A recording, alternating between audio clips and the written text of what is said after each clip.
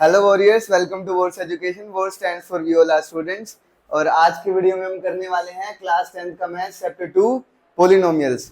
First chapter हम already complete कर चुके हैं और इस चैप्टर में हम सबसे पहले आज स्टार्ट करेंगे हमारा इंट्रोडक्शन टू पॉलिनोमियल्स। हमने 9th क्लास में भी पॉलिनोमियल्स का चैप्टर कंप्लीट कर लिया है, तो अगर आपने 9th का भी नहीं पढ़ा है तो एक बार देख लेना। बाकी इसमें भी ज्यादातर कंसेप्ट्स मैं क्लियर करा दूंगा। तो सबसे पहले हम करेंगे आपका रिकॉल क्लास 9th, ठीक है। जो आपने 9th क्लास में पढ़ा था सबसे पहले हम उसको रिकॉल करेंगे इस चैप्टर में, ठीक है। तो पॉलिनोमियल्स आपको याद है सबको, क्या होता है पॉलिनोमियल्स? हाँ, पॉलिनोमियल्स का मतलब होता है, पॉली का मतलब होता है मैनी और polynomial stands for many terms. जब हम बहुत सारी टर्म्स को लिखते हैं तो उसको हम क्या बोलते हैं? पॉलिनोमियल्स, है ना। और पॉलिनोमियल्स का मतलब, पॉलिनोमियल्स में जो हम टर्म्स लिखते हैं वो कैसी टर्म्स होती हैं?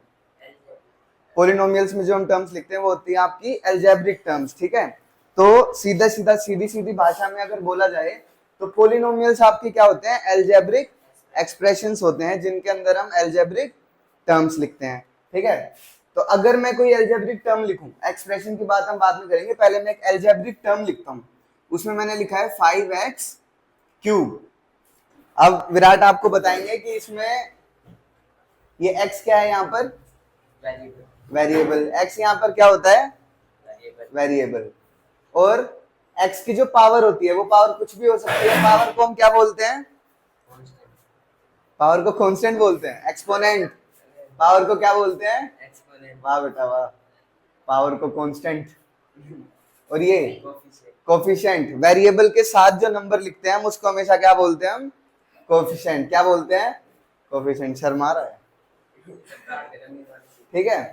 तो पॉलिनोमियल्स में ये जो अलजेब्रिक टर्म्स होती हैं, अलजेब्रिक टर्म्स में क्या होता है? आपके कोफिशिएंट होते हैं, वेरिएबल होते हैं और एक्सपोनेंट होते हैं, है ना। तो और एक चीज होती है, इसको हम बोलते हैं कांस्टेंट्स। कांस्टेंट्स क्या होते हैं? जिनकी वैल्यूज फिक्स्ड होती है, ठीक है। जैसे कि हमारे नंबर्स है 1 2 3 4 5 6 10 या फिर पाई भी, उनकी वैल्यूज क्या है? फिक्स्ड है ना। उनकी वैल्यू चेंज नहीं होगी। तो ऐसी वैल्यूज को हम क्या बोलते हैं? कांस्टेंट्स बोलते हैं, ना। तो कांस्टेंट और कोफिशिएंट में क्या फर्क होता है? जब हम कांस्टेंट्स को वेरिएबल के साथ लिख देते हैं ना तो वो कोफिशिएंट हो जाता है ना। और वेरिएबल के साथ कोई वेरिएबल भी हो सकता है, जैसे मैं लिख दूं अगर इधर ax क्यूब, है ना, ये भी एक अलजेब्रिक टर्म है। इसमें वेरिएबल क्या है हमारा? x, लेकिन a क्या है? x का कोफिशिएंट है, ठीक है। तो कोफिशिएंट और कांस्टेंट में कंफ्यूज मत होना बिल्कुल भी। तो यहां से हमें क्या समझ में आ रहा है कि जो हमारे पॉलिनोमियल्स होते हैं, पॉलिनोमियल्स क्या होते हैं? Polynomials are algebraic expressions which consist of coefficients, variables and exponents। यहां तक समझ में आया? देखो देखो ये गरीबी, आज तो डस्टर यूज कर रहा हूँ, कल कपड़ा यूज कर रहा था। तो उसके बाद हम बात करेंगे, अब सबसे पहले पॉलिनोमियल्स की हमने बात कर ली, है ना। अब हमने ये बात कर लिया कि पॉलिनोमियल्स होते क्या हैं। तो सबसे पहले हम बात करेंगे on the basis of terms, ठीक है। On the basis of terms polynomials क्या होते हैं? तो on the basis of terms हमारे पास है मोनोमियल्स, ठीक है, बाइनोमियल्स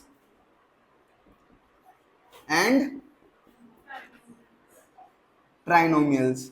अब बाइनोमियल्स का मतलब, सॉरी, मोनोमियल्स का मतलब जिनके अंदर सिर्फ एक अलजेब्रिक टर्म हो, ठीक है। जैसे अभी हमने बात की थी, अगर मैं सिंपली लिख देता हूँ 5x स्क्वायर, तो ये क्या है? एक मोनोमियल है ना। इसके अंदर एक ही टर्म है। अच्छा, हम टर्म्स को अलग अलग डिफरेंशिएट कैसे करते हैं? ठीक है, अगर मैं 2 टर्म लिख रहा हूँ या 3 टर्म लिख रहा हूँ तो हमें पता कैसे चलेगा कि वो 2 टर्म या 3 टर्म है? क्यों? उनके बीच में या तो प्लस होगा या तो माइनस होगा, है ना। तो हमें टर्म्स डिफरेंशिएट हो जाएंगे। जैसे बाइनोमियल्स हैं, मतलब कि बाइनोमियल मतलब बाय का मतलब होता है 2 और बाइनोमियल मतलब 2 टर्म्स। जैसे मैं लिख रहा हूँ 5x क्यूब प्लस में 2x स्क्वायर। अब इसमें कितनी टर्म्स हैं? 2 टर्म्स हैं, है ना। ऐसे ही ट्राइनोमियल्स में कितनी टर्म्स हो जाएंगी? 3 terms, 3x square plus 5x plus में 7, है ना। तो ये हो गया हमारा ट्राइनोमियल्स, ठीक है। उसके बाद कितनी भी टर्म्स हो, क्या बोलेंगे हम उनको? पॉलिनोमियल्स। और इनको भी हम पॉलिनोमियल्स बोल सकते हैं, ठीक है।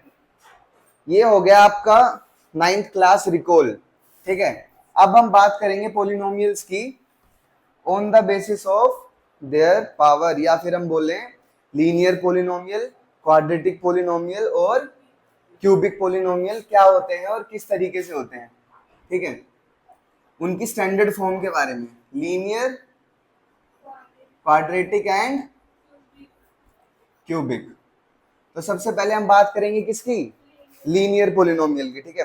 तो पोलिनोमियल में आपको क्या ध्यान रखना है, पावर क्या होगी, घटती रहेगी, ठीक है।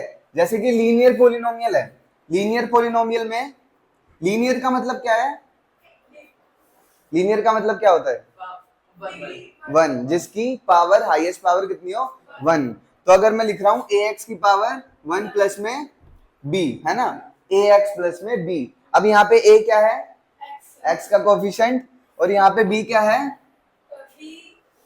कांस्टेंट, बी यहाँ पर कांस्टेंट टर्म है। तो यहाँ पे तुम्हें एक चीज नोटिस करनी है, यहाँ पे पावर घट रही है, यहाँ पे एक्स की पावर वन है और यहाँ पे क्या है, बी इंटू एक्स की पावर जीरो, है ना, और एक्स की पावर जीरो क्या होती है, वन, किसी की भी पावर जीरो क्या होती है, वन। तो इसका मतलब यहाँ पे क्या रहेगा, ओनली बी रहेगा, है ना। अरे मान जाओ यार, मैं डिस्टर्ब हो रहा हूँ, प्लीज मत हरकत करो।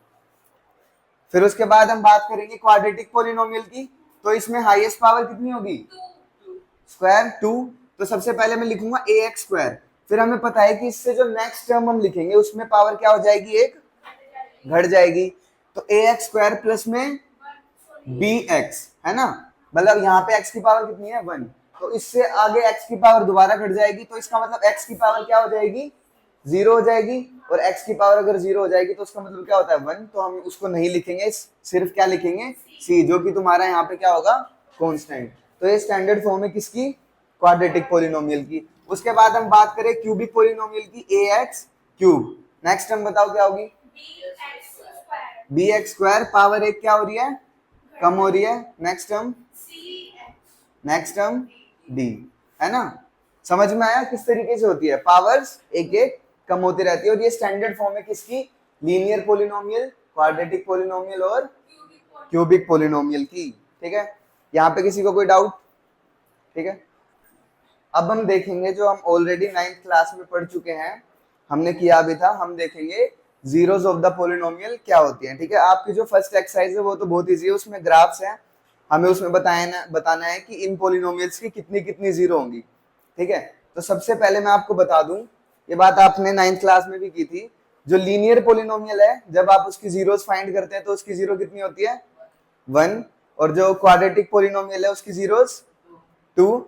और जब आप क्यूबिक पोलिनोमियल को सोल्व करेंगे तो कितनी जीरोस निकलेंगी, थ्री, ठीक है। अब जीरो ऑफ द पोलिनोमियल क्या होते हैं, ठीक है। अगर मैं लिख रहा हूं 3x प्लस में 5, ये कैसा पोलिनोमियल है, लीनियर पोलिनोमियल है, ठीक है। तो इसकी जीरो हम कैसे फाइंड करेंगे, मैं 9th क्लास का याद दिलाता हूं आपको। 3x प्लस 5 को अगर मैं जीरो के इक्वल रखूं, ठीक है, तो 3x इज इक्वल्स टू में minus 5, x is equals to में माइनस 5/3। अब यहाँ पे आप एक बात नोटिस करोगे कि x की वैल्यू को अगर हम यहाँ पर पुट कर देंगे तो आंसर कितना आएगा, जीरो, है ना। इसी को हम क्या बोलते हैं, zero of the polynomial. x की वो वैल्यू जिसको पुट करने के बाद पोलिनोमियल में आंसर क्या आ जाए, जीरो आ जाए, उसी को हम क्या बोलेंगे, जीरो ऑफ द पोलिनोमियल। और यही जीरो ऑफ द पोलिनोमियल हमने क्वाड्रेटिक में कैसे फाइंड की थी, मिडिल टर्म स्प्लिटिंग मेथड से, है ना। क्वाड्रेटिक इक्वेशन में हमने इसको मिडिल टर्म स्प्लिटिंग मेथड से फाइंड किया था। कोई क्वाड्रेटिक इक्वेशन है किसी के पास,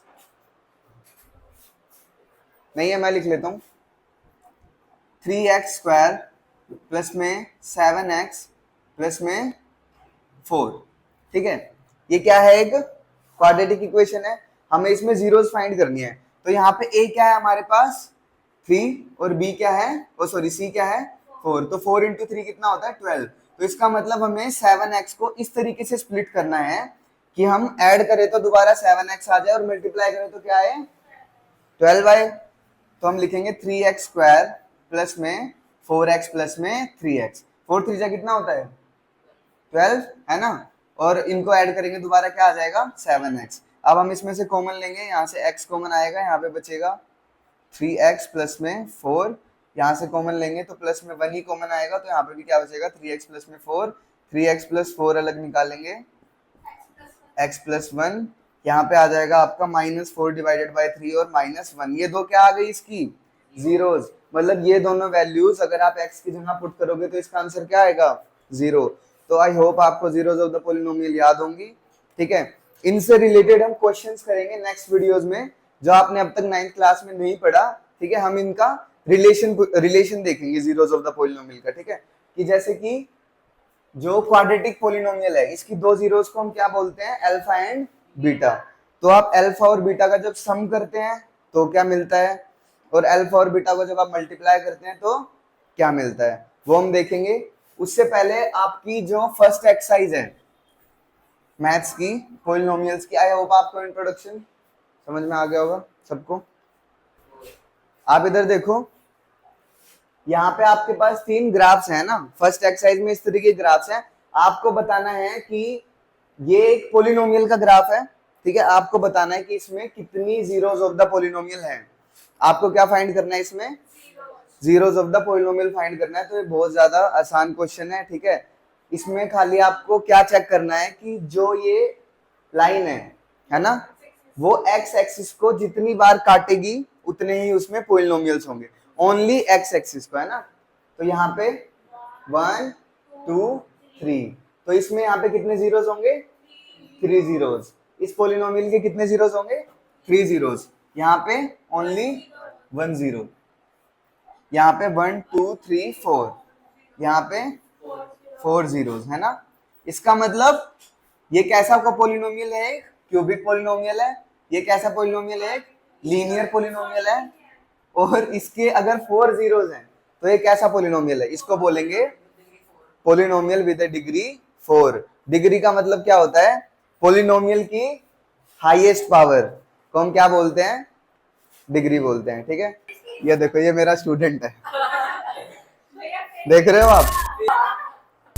हाँ, तो नेक्स्ट वीडियो में हम करेंगे relationship between zeros of the polynomial. So thank you warriors for watching this video. Like and subscribe Wars Education for such these easy explanations. Thank you.